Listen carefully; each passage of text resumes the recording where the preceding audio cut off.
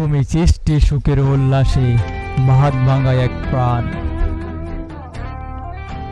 তুমি নতুন দিনের উচ্ছ্বাসে অদম্য শিরোনাম। সব ভয়কে করে জয়, ঘাও বিজয়ের ঘান। তোমার হাতে থাকলে পৃথিবী রবে চির অম্লান। তুমি ভরসা, তুমি ছায়া, তুমি আগামী, তুমি মায়া।